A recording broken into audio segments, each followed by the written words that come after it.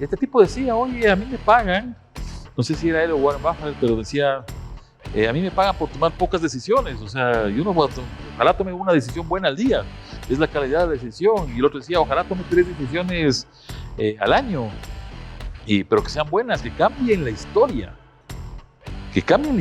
de la organización, que reinventen las cosas, que cambien lo que estamos acostumbrados las personas a recibir.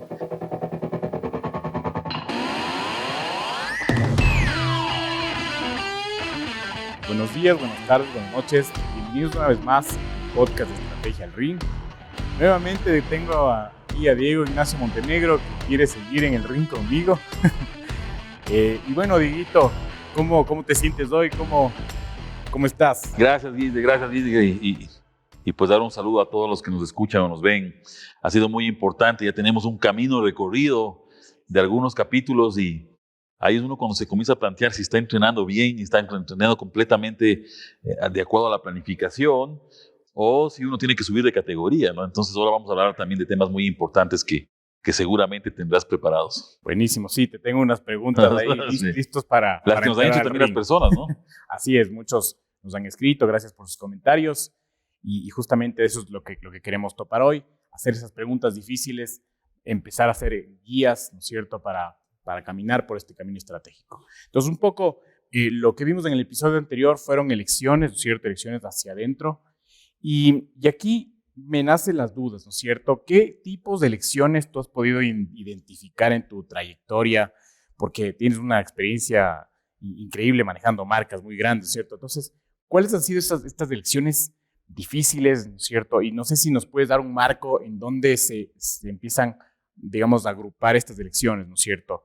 Un poco para también guiarnos en dónde podemos entrar. Excelente. A ver, hemos hecho un levantamiento durante algunos años, como lo explicaba en algún otro capítulo, de cuáles son las posibles elecciones, ¿no? Pueden estar con varios nombres en el mercado, pero hemos tratado de agruparlas y de ponerle un nombre. ¿Con qué finalidad? No con la finalidad de coartar la innovación que hemos venido hablando, ¿no? Y poner esto en un marco muy rígido, una metodología muy rígida, muy poco aplicable, no. Al contrario, sino con el objetivo de ordenar este asunto. ¿Sabes con que nos hemos topado en muchas empresas con que hay organizaciones o personas que no saben distinguir, por ejemplo, qué es una propuesta de valor de una actividad clave? O si este es un recurso o es una actividad clave, o si es un recurso o es un partner, o si es un recurso o es una forma de relacionarme con el cliente. Entonces, la finalidad de esto ha sido un poco mapear, si valga la palabra, ¿no es cierto?, identificar cuáles son esas elecciones que puede haber. Por ejemplo, en la propuesta de valor hemos identificado elecciones de productividad, elecciones de rapidez, propuestas de valor de economía, propuestas de valor de productividad, de simplicidad, hemos visto de crecimiento exponencial, hemos visto de regresar a ver el pasado, o sea, hemos visto algunas propuestas que hemos mapeado y le hemos dado de alguna manera un concepto para que este concepto, digamos, lo entienda todos. Concepto simple para que entendamos, por ejemplo, que una propuesta de valor de simplicidad tiene que ver con facilitar la vida de las personas, ¿no? Buenísimo. Y un poco entonces volvemos también a las elecciones, ¿no es cierto? Si es que quiero hacer, digamos, la vida más fácil a mis clientes, hacia atrás, todos los procesos, cómo los tengo que ir acomodando, igual mi marketing, ¿no es cierto? Cómo tengo que desarrollar la comunicación y los canales de comunicación para llegar al cliente, y digamos, a todos mis trabajadores, cómo tengo que capacitarles para que hagan, digamos, esto realidad. Y un poco, por ejemplo, se me viene a la mente Disney, que tú ves que Disney tiene todos los procesos en donde se cumplen que ya llegan a sentirse como magia. Sí, claro, por supuesto. Entonces, todo está conectado. Eso es una cosa que le hemos venido diciendo y le vamos a insistir. Esto es como entrenar frente, ¿no es cierto?, a ese saco y entrenar el mismo golpe todo el tiempo. Uno tiene que irse entrenando también esto. Hay cosas que se tienen eh, que adoptar en la conciencia colectiva de la organización. O sea, por ejemplo, hay que entender cuáles son los conceptos de cada una de estas elecciones, porque después, y eso vamos a hablar más adelante, tenemos que conectarlos para poder llevarlos a la realidad, porque si no, esto queda en el mundo de las ideas, en el mundo elevado que hemos conversado, ¿no?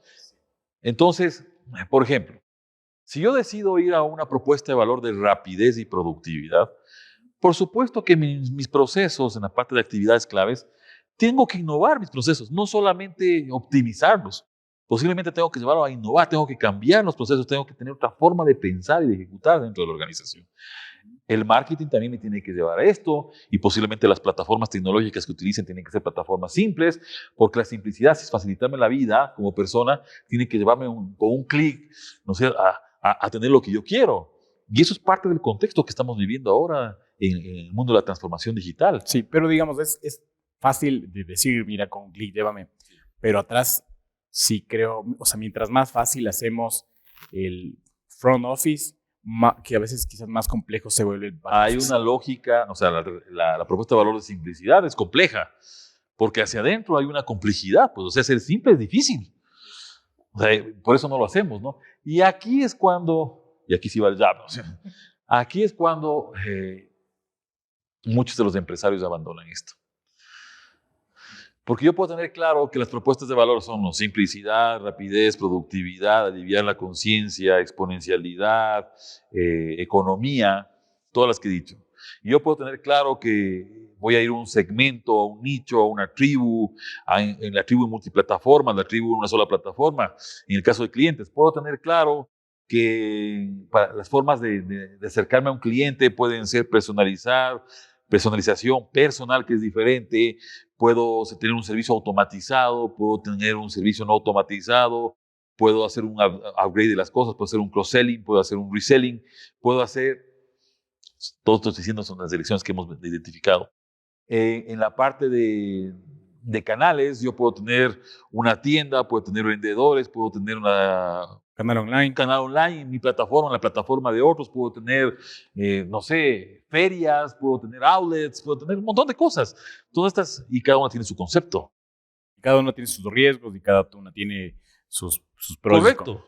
Y hacia adentro, por ejemplo, partners, que es una cosa que nos complica. Cuesta. Tú me estás diciendo, ¿no es cierto?, tras bastidores, oye, esto nos cuesta muchísimo. Por supuesto, yo puedo tener marketing partners, puedo tener socios de innovación, puedo tener socios de recursos, puedo tener asociaciones, puedo tener joint ventures. Y justamente te iba a decir, esto que me preocupa es de todas estas elecciones, ¿cierto?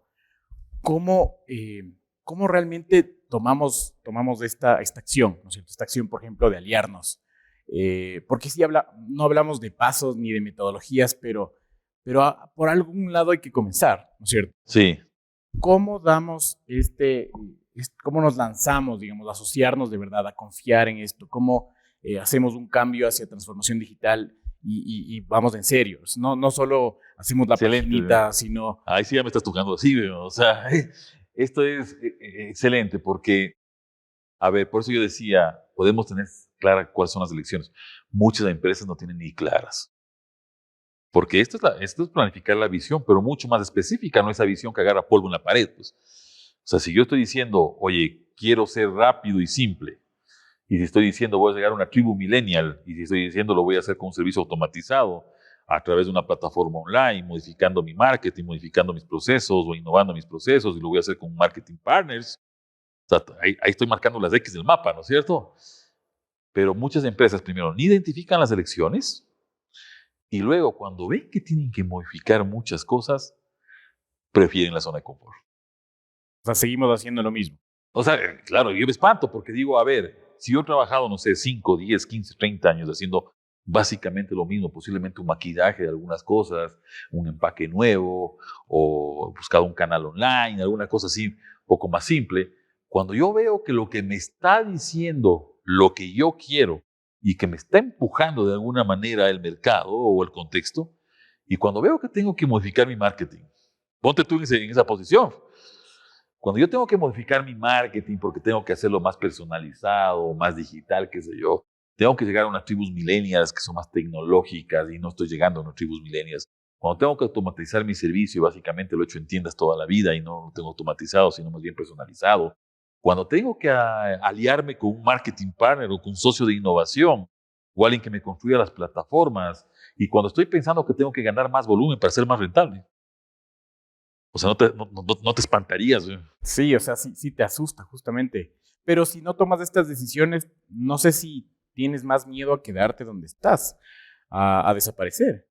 La práctica nos dice que el sistema inmunológico empresarial hace que yo regrese a mi terreno conocido así sepa que voy a sufrir. Lo voy a poner, lo voy a poner en otra metáfora, ¿no? Yo sé que esta persona me hace daño, que no me conviene. Lo sé, sea futuro que lo sé. Cuando uno se encarta con un novio o una novia, y sabe en el primer minuto que no le conviene, pero te llama más la atención el empaque. No me toques ese vals. Sí, posiblemente te llama más la atención el empaque o habla bonito, pero no significa que en el fondo sea una persona virtuosa. Sí, lo mismo pasa en la organización. Yo sé que si no hago esta lección y no la conecto en los proyectos que vamos a hablar, ¿sí? Si no las conecto, yo sé que me va a comenzar a ir mal. Lo sé. Los directivos lo saben, los operativos lo saben, las personas que están dentro de la organización lo saben. Pero como cuesta mucho esfuerzo hacer estos cambios, prefieren hacer un cambio chiquito que a lo mejor no impacte en nada y a lo mejor comer recursos que yo podría aprovecharlos en otra parte donde hay realmente un impacto. Y el sistema inmunológico me pone donde siempre he estado. Aquí voy a hacer un paréntesis y justo de esto conversaba el otro día, justamente con mi esposa, y decía, oye, ¿cómo nos cuesta tomar decisiones? ¿Cómo nunca la vida nos preparó para tomar decisiones? O sea, yo por ser de los dos somos de Exide y el IDE sí nos formó para tomar decisiones. Y creo que este es el primer paso, o sea, aprender a decidir, ¿sí? Aprender a tomar riesgos calculados, aprender a ver tus alternativas, ¿no es cierto? Aprender a entender el problema. Y eso quizás a veces se nos pasa en las empresas, ¿no es cierto? Estamos tan metidos en el día a día que nos enfocamos en el problema y tratamos de apagar ese incendio viendo eso. No vemos más allá. Y ahorita que tú mencionas justamente esto de ir trazando, ¿no es cierto?, el camino. Si tú no sabes decidir, si no empezamos por ahí, creo que es muy difícil trazar estos puntos en el mapa. Y la segunda fase creo que es unirlos, ¿no es cierto? ¿Cómo los vas a unir? Y la tercera parte de esto, que, o sea, después, digamos... Unir y ejecutar, pues, o sea, llevarlo a la práctica. Entonces, ejecutar ya vendría a ser, ¿cómo los llevas a cabo? O sea, ¿cómo se lleva a cabo estos proyectos? Bien, yo creo que ahí nos estamos metiendo en esto, pero creo que tu explicación sobre el tema de las decisiones es buenísima. Esto es como hablar ya con el entrenador, ¿no es cierto? Ya cuando has terminado de entrenar, digamos que es la charla a la conciencia, ¿no? Sí. A ver, el tema de toma de decisiones, después de lo que yo hablé del asunto de que sabemos que esto nos hace daño, pero que no tomamos el camino porque a lo mejor requiere mucho esfuerzo, es la realidad de las cosas, ¿sí? Yo creo que a los directivos, y no solamente a los directivos, a las personas que toman decisiones más grandes o más pequeñas en las organizaciones, nos tienen que enseñar a hacer esto.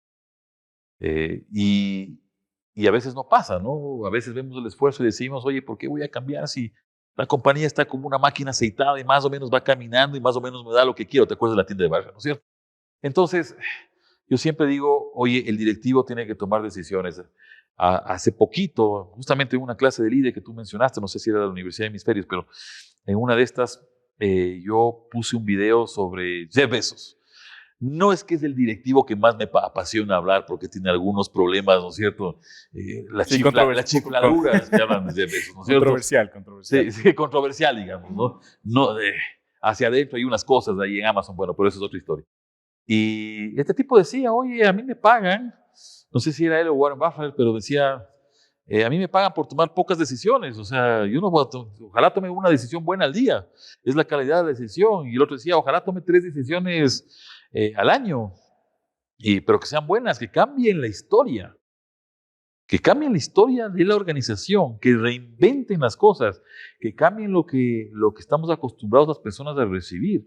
Y yo coincido con esta afirmación, porque yo creo que una cosa desperdiciar el talento en las organizaciones es meter a los que tienen que tomar 3 decisiones trascendentales en el año o 3 en el día, no sé, lo que sea, en el tema del micromanagement. Y estamos inundados de micromanagement. Y eso te iba a decir porque Jeff dice, claro, yo tengo que tomar estas 1, 2 decisiones al día, ¿no es cierto? Pero tengo abajo gente que toma o conectado al mismo nivel, gente que toma las decisiones. Que toma el resto de decisiones, o sea, las que no me necesitan a mí. Entonces, para contestar tu pregunta, porque creo que la dejamos inconclusa, ¿qué se necesita? Liderazgo. Pero necesitamos esa cultura que habíamos hablado. Pero yo creo que mientras nosotros no entendamos como directivos, como empresarios, como emprendedores, que la otra gente también es talentosa, posiblemente más que uno, ¿no? Yo no sé quién decía, creo que era Steve Jobs, que decía, oye, hay que contratar a gente que sea mejor que uno, que sea más talentosa que uno. Ese es el éxito de un empresario, de un directivo. Y eso en general te da miedo. Claro. O sea, te da miedo ver a alguien más competente que tú como jefe. Nos cuesta. O sea, nos cuesta pensar o nos cuesta incluso desarrollar gente. O sea, ¿por qué no alguien que fue mi pupilo, que estuvo conmigo ahora, puede estar mejor que yo? O sea, porque tenemos unas taras mentales que no podemos quitar de encima. Tenemos unos paradigmas y unos mitos metidos en la cabeza que el mundo sigue yendo a una velocidad. A esta velocidad del mundo va creciendo la tecnología y nosotros vamos así. Con la línea recta. Hay una brecha ahí, ¿no es cierto? Que solamente la podemos hacer si somos capaces, la podemos disminuir si somos capaces de entender esto en las organizaciones y con formación y con capacitación, sobre todo formación personal, formación de líder, que no significa que estás encima de la pirámide empresarial y que eres el titán, ¿no es cierto?, que controla todo. No, es una visión distinta, es una visión de, oye, ¿cómo tengo que empoderar, no sé si esa es la palabra, empoderar a la gente? ¿Cómo tengo que dejar que la gente haga lo que sabe hacer? ¿Se va a equivocar? Posiblemente sí, pero se equivoca, aprende y sigue. Se equivoca, aprende y sigue. Tampoco hay que equivocarse todo el tiempo, porque si no, yo siempre digo eso cuando hablo, que oye, tampoco es que el tipo le vas a poner 855 equivocaciones. Equivócate rápido.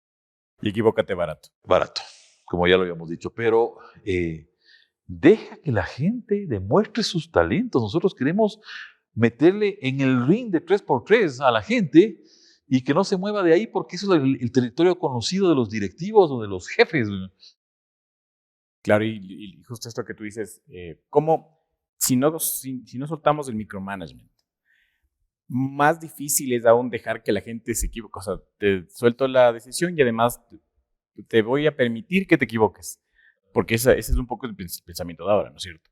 Y no debe ser así, más bien debería ser, tómate, hazte cargo de esto y desarrollalo. Y desarrollalo y trata de tener, o sea, de no equivocarte en grande, sino de equivocarte barato, ir aprendiendo y con eso vas creciendo, ¿no?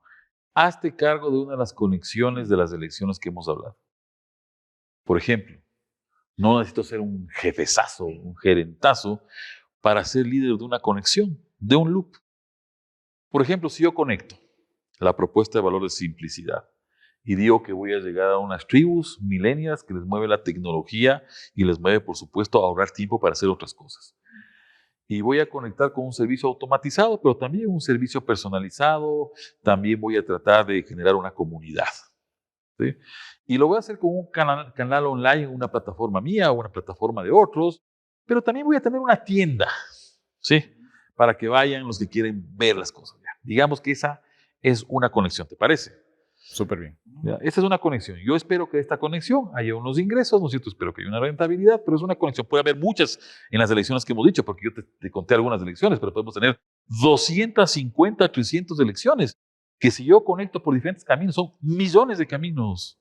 Y después queremos copiar y hacer lo mismo que hace cuando hay millones de posibilidades. Lo que pasa es que no tenemos conciencia de estas posibilidades. Claro, y es que lo más fácil es ver al de lado cómo está haciendo y copiarle. Y ni siquiera vemos bien, porque hacia adentro puede tener un cómo que no entendemos. Cuando a mí me dicen, para no dejar esto en blanco, pero cuando me dicen, oye, ¿por qué cuentas todas estas cosas? ¿Te van a copiar? No, porque no saben el cómo. No saben cómo lo hago hacia adentro, que eso es lo que quiero llegar a explicar en este momento. Entonces yo conecto simplicidad, comunidad, servicio automatizado, personalización, tribu millennial, canal online, ¿no es cierto? Tienda, y espero tener una rentabilidad y hacia adentro hay una lógica para que esto funcione. Pero digamos, cojamos este ciclo de conexiones. Tú me dices, bueno, ¿cómo lo hago? Yo pongo un líder a manejar este loop, esta conexión. Y ahí si nos metemos ya comenzamos a hablar de proyectos. Pero, y justo te iba a decir, ¿y este líder es un responsable de área? Ojalá no. O sea, yo creo que debo diferenciar entre las personas que son buenísimas para trabajar el día a día, y eso está en la operación.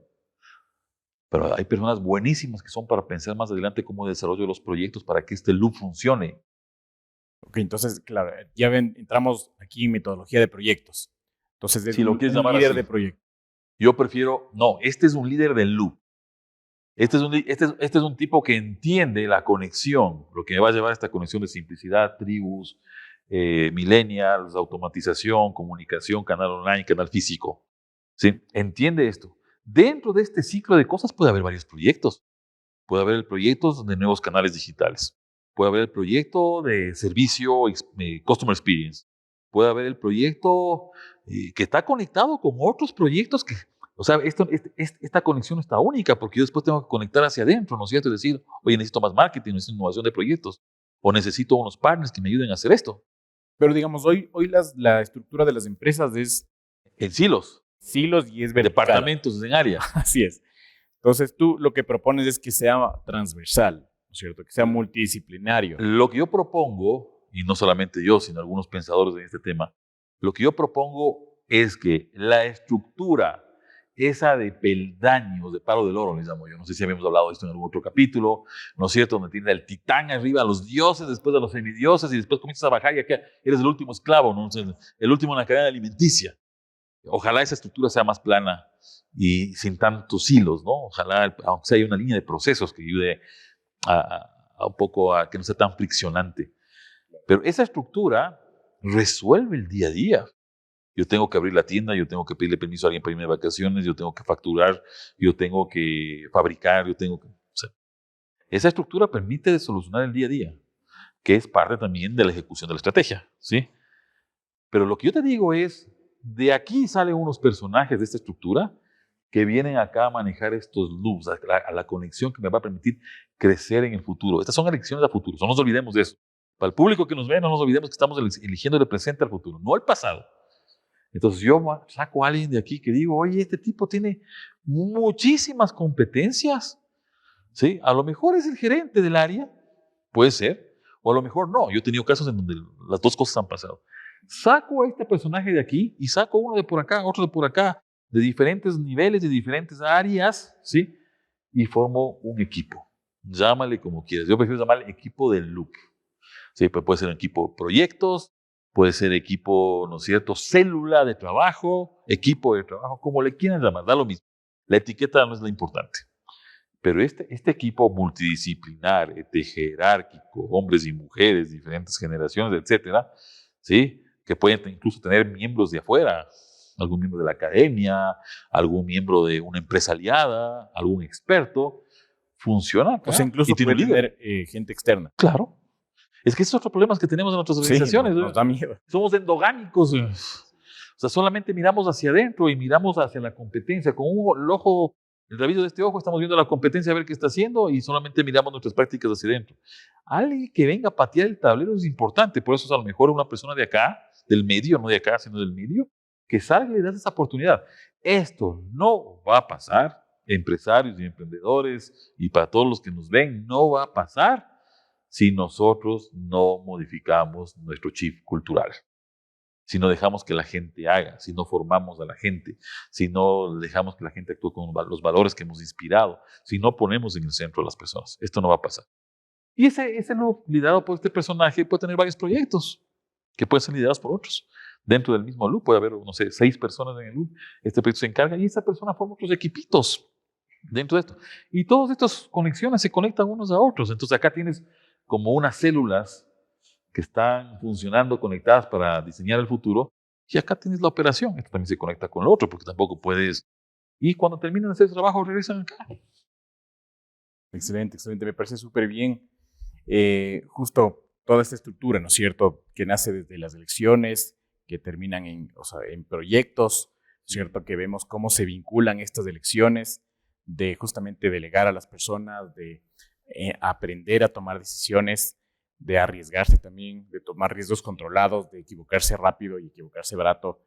Y bueno, aquí vienen entonces muchas más preguntas, pero nos vamos a ir. Ya he aprendido en estos 10 capítulos o más, ¿no es cierto?, a conocerte cuando vas a lanzar, pero uno pues así bien de lado. Bueno, te agarro ahí medio descuidado. Y aquí yo te digo, ¿Cómo entramos, o sea, cómo empezamos a confiar justamente en los proyectos, ¿no es cierto? ¿Cómo damos ese paso a confiar en gente de afuera? ¿Cómo damos de esta oportunidad incluso a gente de la empresa que jerárquicamente tiene una posición más abajo, que lidere proyectos que nos cuesta tanto, ¿no? Y con esa pregunta te dejo para... O sea, hay dos cosas que odiar en este mundo. Después de ciertos géneros musicales, no lo voy a nombrar, ¿no es cierto? Después de ciertas matrices que no las voy a nombrar y de ciertas técnicas del pasado, ¿no es cierto? No voy a nombrar el género musical, pero ya me comprenderán, ¿no es cierto? Y ya la gente que me conoce sabe, porque ya hubo un par de resentidos en un capítulo, ¿no es cierto? ¿Por qué me meto? Me meto porque me meto, ¿sí? Pero no voy a nombrarlo acá. Pero hay dos cosas que hay que cuidar muy fuertemente dentro de una organización. Uno es la burocracia, ¿sí? Una cosa es la burocracia y otra cosa es discriminación selectiva producto de la jerarquía. O sea, si tú estás en una jerarquía en el último nivel, ¿no es cierto?, de la cadena alimenticia, siempre te consideran como una persona que no sabes, que no conoces, que no has aprendido, que estás en entrenamiento. Puede ser, pero hay personas que son muy valiosas que no logramos descubrirlas dentro de la organización porque están en un puesto, ¿no es cierto?, en el nivel número 7 y son extremadamente talentosas y no las pasamos a uno de estos loops, a uno de estos proyectos, porque no las descubrimos. Y te voy a preguntar, ¿quién los ve? Porque, discúlpenme, recursos humanos, pero recursos humanos no lo ve. No, porque nosotros hemos destinado a recursos humanos, hasta la palabra es maldita, ¿no? Recursos. Talento humano. Sí, tampoco. Sí.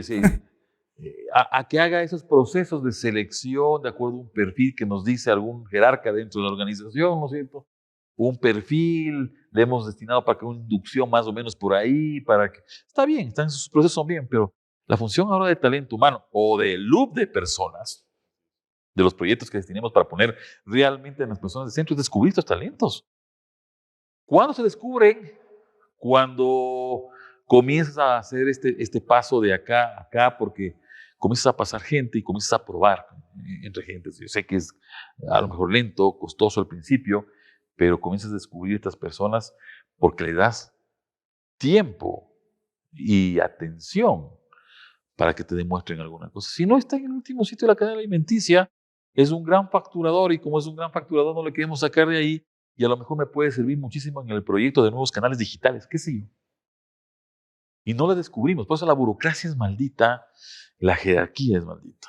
Y yo creo que la jerarquía es la cosa más discriminadora dentro. Y hay gente que le gusta. Hay organizaciones que les gusta, ¿no?